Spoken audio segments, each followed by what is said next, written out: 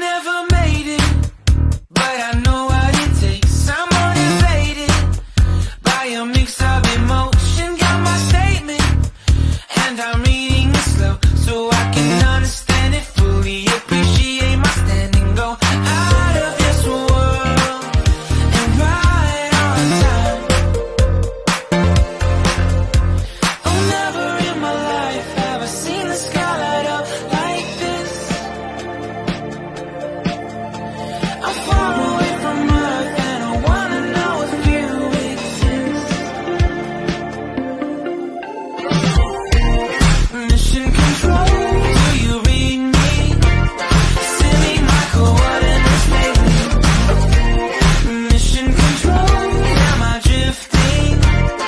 Tie me to someone who will love me, yeah. Wait, I think I'll last a bit longer. Find another reason to breathe this air. Welcome everyone. Welcome everyone. Welcome everyone to another Ref Brandon and the Todd family YouTube video. Wherever you are, whatever you may be doing, thank you so much for making Ref Brandon and the Todd family a part of your day. We always greatly appreciate it. It's a hump day Wednesday, so of course that means it's time for another weekly top 10 countdown.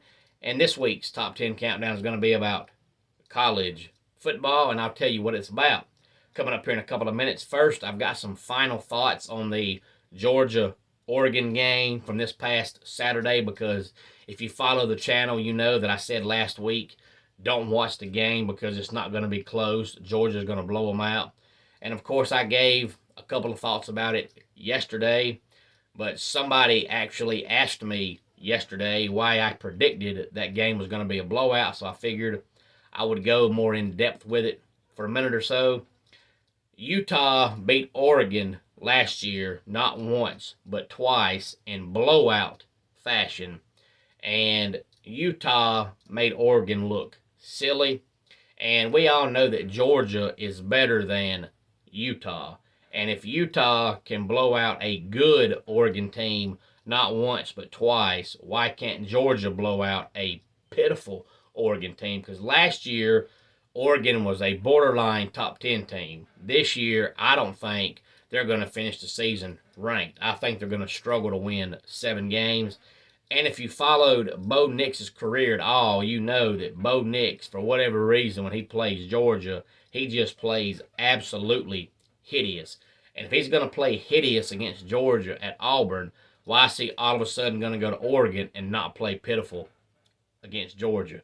And you had a head coach who's in his first year there, first game there, who is a defensive-minded coach, so he's not going to help you. But on to this week's Top 10 Countdown. It's Top 10 Countdown I did last year, but it's a Top 10 Countdown you could do every single year during college football season, because the games are always going to be different. Sometimes it might be the same two teams playing each other, but one year both teams are good, so you care about it, but the next year both teams suck, so you don't care about it. But it's the top 10 most intriguing games in 2022. And of course, as we go, I'll try to give you some reasons why each one of these games is intriguing to me. As always, any thoughts on it, please feel free to let me know. Number 10, October 29th, Halloween weekend. These two teams play each other every year on Halloween weekend. That's Florida at Georgia. And this game is intriguing because Florida upset Utah over the weekend. So Florida is going to have a better year than everybody expected. I don't know how much better, but almost anybody and everybody picked Utah to win that game. So that's already one win Florida has that most people didn't think they were going to get.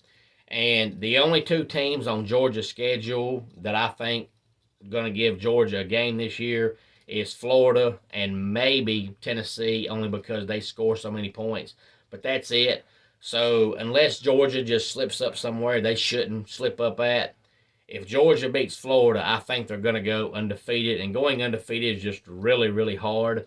So that game is intriguing because I want to see if Georgia can go undefeated. As I said last week, Georgia only plays 2 ranked teams this year. And, of course, One of those was Oregon, who is not going to be ranked when the season ends. So Georgia needs some games against quality competition. So maybe Florida will end up being better than expected. Otherwise, at season's end, Georgia's not going to have a meaningful win on their schedule in the regular season because Oregon's not going to be any good. And if Florida ends up not being any good, the only quality win they're going to have is Tennessee because Kentucky is not going to be any good this year. Number 9 is Ohio State at Michigan State. They play each other coming up on the 8th of next month, and I'm intrigued by this game because I want to see if Ohio State's defense can continue to play as good as it played this past Saturday night, because if so, watch out. They're going to be tough. And I want to know how good Michigan State is, because we know Mel Tucker got that monstrous contract in the offseason, but in year one, he sucked. Last year, they were good. So are they going to be an inconsistent team who has a really good year and a really bad year, or are they somewhere in between? They're not a 2 or 3 win team bad, but they're not 9 or 10 win team good. Maybe they're going to be a consistent 7 or 8 win team like they were when Mark D'Antonio was there. Number 8 is Oklahoma State and Baylor, a game coming up on the 1st of next month. Now, we know both these teams were really, really good last year. They were both top 10 teams last year. And I can see Baylor being that good this year again. But Oklahoma State, I just don't see them having 2 straight good seasons. But if they can remain undefeated up until the Baylor game, maybe I'll be wrong, but I just don't see it. I don't think Oklahoma State has yet reached the point where they can have 2, 3, 4 straight good seasons. They're just not there yet. They're usually a consistent about a 7-win team a year, and that's about it. Number 7 is USC and Utah, and this game is coming up on October the 15th, and of course we know that all eyes are on USC because so many people think they're going to be a playoff team just because Lincoln Riley is now their coach. I don't see it, because every single year he was at Oklahoma, their defense was hideous. I mean, it wasn't Tar Heel bad, but it was bad. So he's going to be at Oklahoma all those years and have a defense that sucks every year, and then go to USC, whose defense sucked last year, and he's going to take over, and all of a sudden they're a playoff team. I just don't believe it. But of course, they play Stanford this weekend. Stanford sucks. So I think the Utah game will be USC's first real competition. And of course, since Utah lost to Florida, a lot of people had Utah as a dark horse playoff team. But if they lose to USC, it'll be their second loss. So of course, they'll be eliminated. Number 6 is another game coming up on October the 1st, as well as Oklahoma State and Baylor. And that is NC State at Clemson. We know both these teams were good last year. Not great, but good. But most people think the winner of this game is going to win the ACC Atlantic.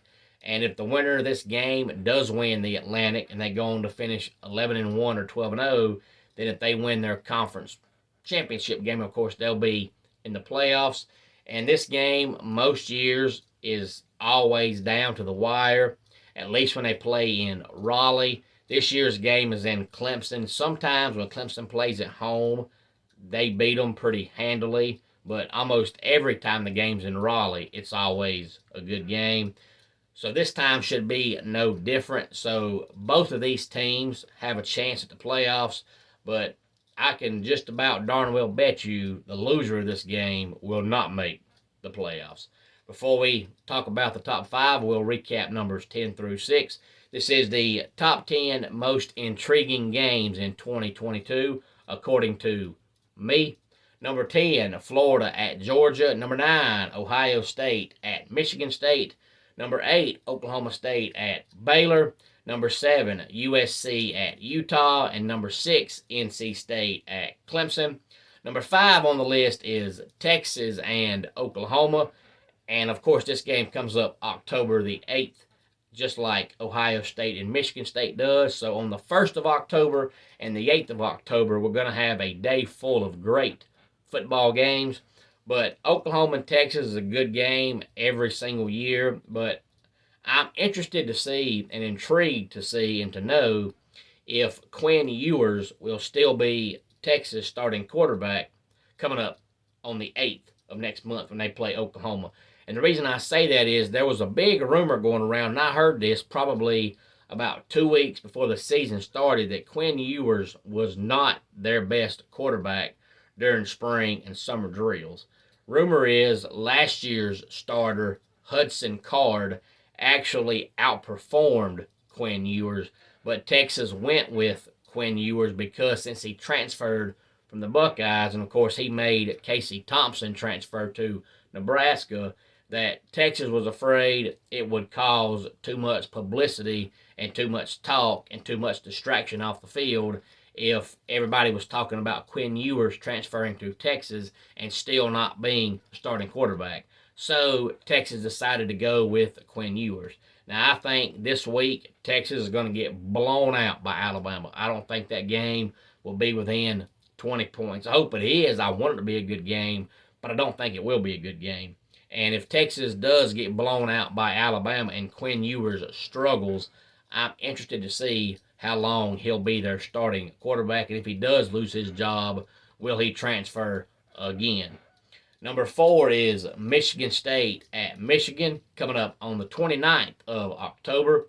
And Michigan looked really well this past weekend, but if you listen to the post-game press conference, it sounded like Michigan starting quarterback Cade McNamara is pretty much already saying he's going to lose his starting job. So I'm intrigued to see what they do with this, because before the season started, for some reason, Jim Harbaugh came out and said that Cade McNamara will start game 1, and then Cade McNamara will start game 2, but then after that, he's just not sure what they'll do.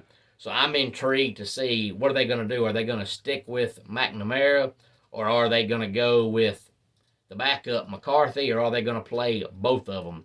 Number 3 is Clemson at Notre Dame, coming up on November the 5th. And this game is intriguing because if Clemson gets by NC State, they should be undefeated when they play Notre Dame in November. And of course, Notre Dame already has the loss to Ohio State. So if they're still a one-loss team by the time they play Clemson, they're going to need to win that game to have any hope of making a playoff, since they already have one loss. And we know if you lose 2 games, you're not going to the playoffs.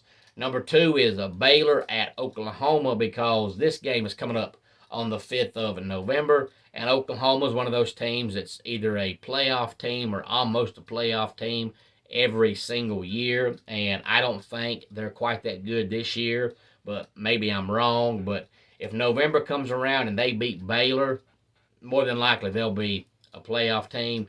And the game that's most intriguing to me this year is coming up on October the 8th, the same day as Ohio State and Michigan State, and the same day as Oklahoma and Texas, and that is Texas A&M and Alabama. Now, of course, most people will try to tell you that both these teams have a chance at making the playoffs. I don't believe that. Even if Texas A&M beats Alabama, they're still not going to the playoffs. I don't believe it. They're an 8-4 team. That's what they are. But I'm intrigued by it because of all the chit-chat back and forth in the offseason with the whole name, image, likeness thing between Jimbo and Nick Saban. I'm intrigued to know where this game is going to go, because I can guarantee you it may not be a blowout, but I bet you if it is a blowout, Nick Saban's going to try to put up 100 points. He's going to score and score and score and score, and if it works, he's going to score some more. So I'm intrigued to see if A&M can keep it close, because I got a feeling if it gets out of hand, it's going to get out of hand in a hurry, because I've been looking forward to this game ever since back right around the time they started their bickering back and forth about the whole name, image, likeness thing. Ever since that day, I was like, boy, when they play in October, that's going to be fun to watch. And it's going to be fun to watch. Hopefully it'll be a good game, but it's going to be fun to watch just to see if by some chance one team can get not a huge lead, but kind of a big lead, just to see if they just keep going and going and going and going and putting their foot on the gas and scoring as many points as humanly possible in a 60-minute football game. So that is my opinion of the most 10 intriguing college football games in 2022. As always, any thoughts on it, please feel free to let me know. Let's go ahead and get our dad joke of the day in here. How do you deal with a sad astronaut? You just give them some space.